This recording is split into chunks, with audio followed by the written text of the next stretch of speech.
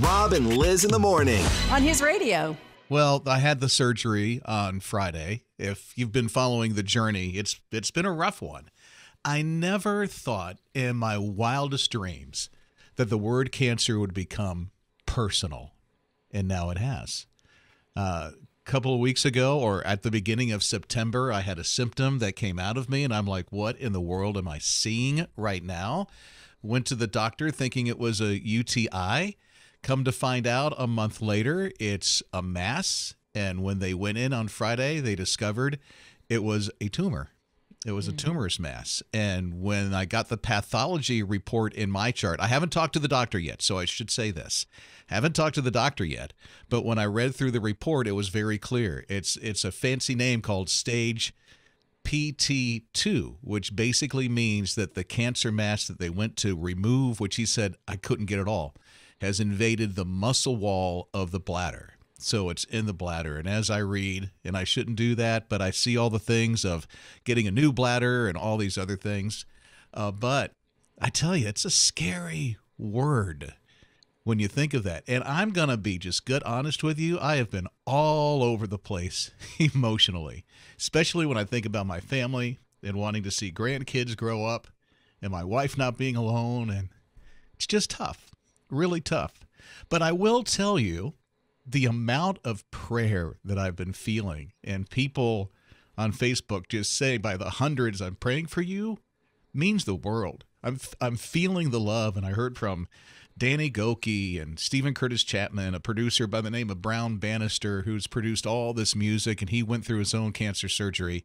There's a local news guy by the name of Nigel Robinson that was just saying, hey, I just had pancreatic cancer, and it was scary for me. And I'm like, oh, my word, we're trading stories on text and things like that. And it's been tough. But I will say, when I read that report on Monday, because it came through, and I was telling myself, when the report comes through on my chart, I'm not going to open the thing. Well, I opened it, and I read it, and I saw the news, and I went, oh, my. Oh, my. Because we were praying for if there's something in there that it would be small, that it could be taken care of. But God's got a different story, I'm seeing, and it's going to be completely different. And I know it's all for His glory. I think the good news is I'm hearing from a lot of people that's been through this journey that has survived very well beyond the survival rate of the years of the type that I have, which they say it's 5 years, but there are those that have been 20, 30, 40 years later. They're still thriving, which is wonderful to hear. So there is hope, and I know that my hope is solely in God. And the weirdest thing, somebody said, Rob, take a look at the prayer of Jabez. And won't you just claim that? I'm like, the expand your territory thing? And so it's 1 Corinthians chapter 4 and verse 10, where it says in the middle of he begot him and him begot who and who, you know, all those things. And in there it comes to Jabez. And all it says is Jabez cried out to the Lord of Israel, oh, that you would bless me and enlarge my territory, that your hand would be with me and keep me from harm, that I will be free from pain. And God granted his request. Never did I think, let me be selfish and ask, Lord, just bless me indeed in my life. And I'm saying it's okay to see that. And to bring people from the north and the south and the east and the west, that they come and find me, and because I don't have the time to go and find them, to expand the territory. Whatever you want me to do, God, I'm going to do for you and your glory. God, I want you to do everything with me. I don't want to be alone in this. I need you, and I don't want anything to do without you, because I need him desperately. And keep me from evil. Keep the demonic spirits away. Keep anything the enemy will try to do to lie to me, to deceive me, to take the people away that are trying to take me out, and take away all sickness. Be free from pain. So I'm going to stand on that. I'm going to keep moving forward.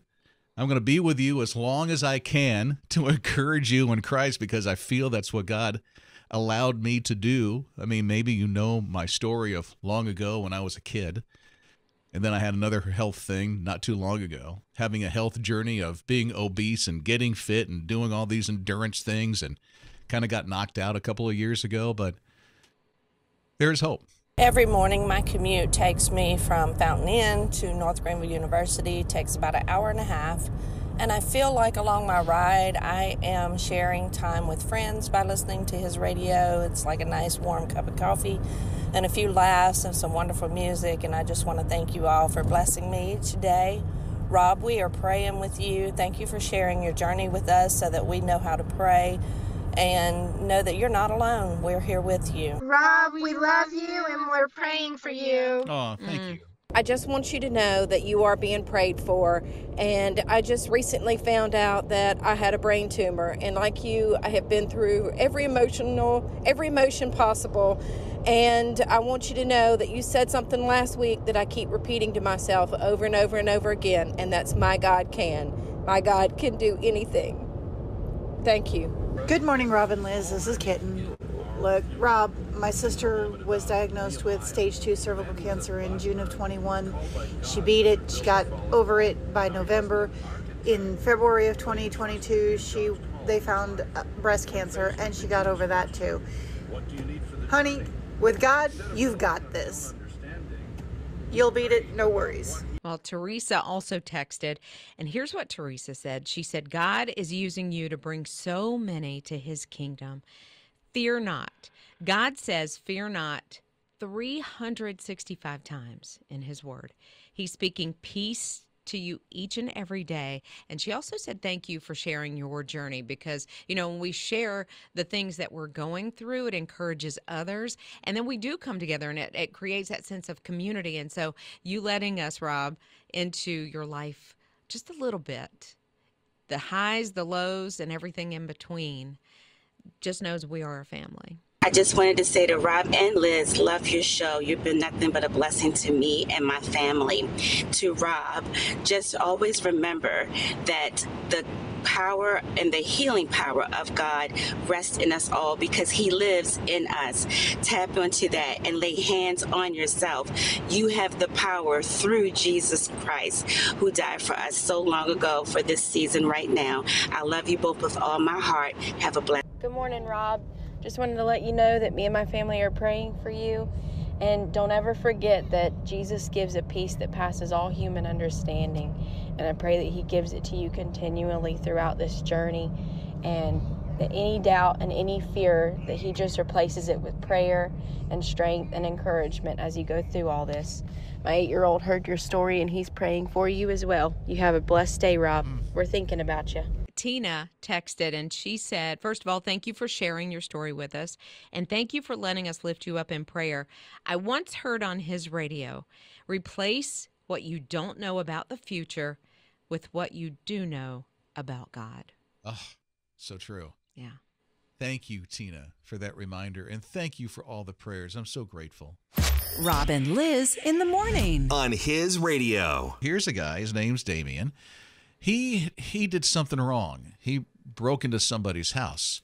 But here's what he did. He did not steal a thing. He did not take any jewelry. He did not take any appliances or TVs, although I don't think anybody would steal a refrigerator. Maybe. What he wound up doing was clean this person's house. I mean, literally, clean the house, hung the laundry, cleaned the floors, took out the trash. He entered the home, and he just did that to the home. He helped himself to some drinks, made himself happy, left a little note for them. Don't worry, be happy, eat up, and scratch. I don't know what that means, but that's what he did. Now he's serving 22 months in prison for it. You know what? I would not press charges. I'm sorry. I'm sorry, honey. Come to my house. Sure. No, that's weird. Somebody breaks into your house and cleans it. I mean, I probably would call the police too. I would call the police, honestly, if I came in or he came in while I was there. But listen, he didn't take anything. He did break in.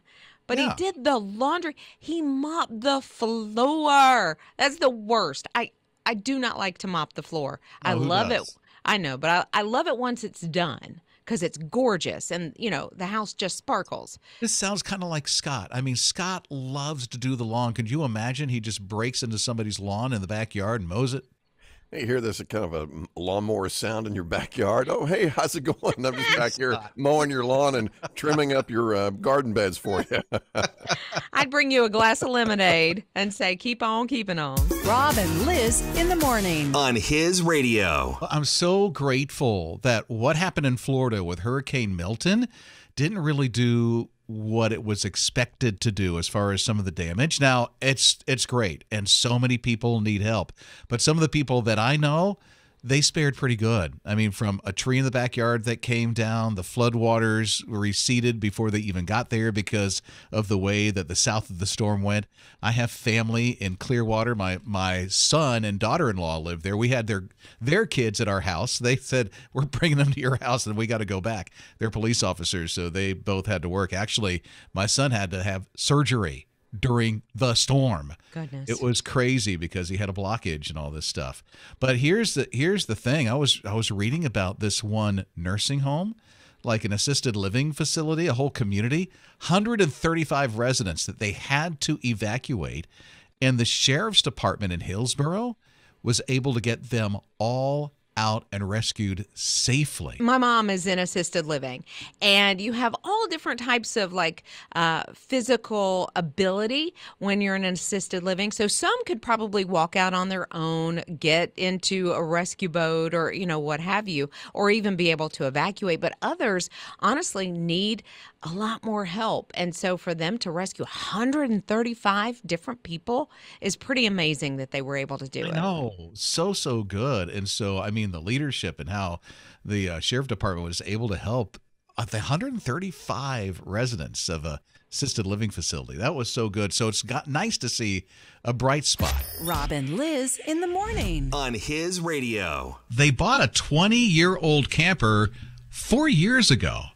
It had 40,000 miles on it. They bought it for like 21,000. Sold everything. I mean, literally, they were in a 6-bedroom home, and they sold everything. So for the past 4.5 years, they've traveled 67,000 miles, 29 countries, and have about 28 million YouTube views and over 180,000 subscribers. I feel like I want to log on because I feel like I've seen this couple because I've been wanting to get an RV for such a long time and just travel, especially for the kids that don't live here anymore and grandkids down in Florida. So I'm like, man, this would be cool. And I feel like I've seen this couple because they've traveled from England, which is where they are, and they shipped their RV to South Carolina. They traveled through the U.S. Well, yeah, when you think about what they have is like a camper van, which I don't even know what that is exactly. But when you think about it, I'm thinking, okay, they're from Europe. They're going to stay in Europe. But no, they shipped their camper van to Japan at one point. I think they tried to go to South Korea and couldn't. The passports weren't, something happened. So they decided, well, we're just going to start in South Carolina. And then, of course, they traveled the U.S. But they have been everywhere. And I would love to be able to travel the world. I just don't think I want to do it in a van down by the river. I just don't. Right. That is kind of tiny. It's a class B. So those are like vans. Those are like vans. So you got the Class A that are huge, like tour bus kind of things. Then you have the Class Bs that are the small van type campers. Class C is just a little bit longer, and they have the over the bunk thing, over the cab and thing. Yes. But anyway, I digress. Okay. But here's the thing. I love what they named their camper van. They named it Trudy. Well, you got to name, when you're spending that kind of time and miles in something, you got to give her a name. Rob and Lizz in the morning. On His Radio. I'm not sure if they put them in sport mode or not, but Crocs has a whole new line for a whole new breed. They're coming out. Breed? Yeah. Crocs for dogs. Oh, for dogs? Yes. Why? No, I'm not a fan when I see dogs dressed up. Not that there's anything wrong with it. I just wonder what dogs feel. Well, some dogs actually enjoy it. When our Pomeranian Ace was around, he loved to wear a hoodie. He absolutely just loved his little clothes.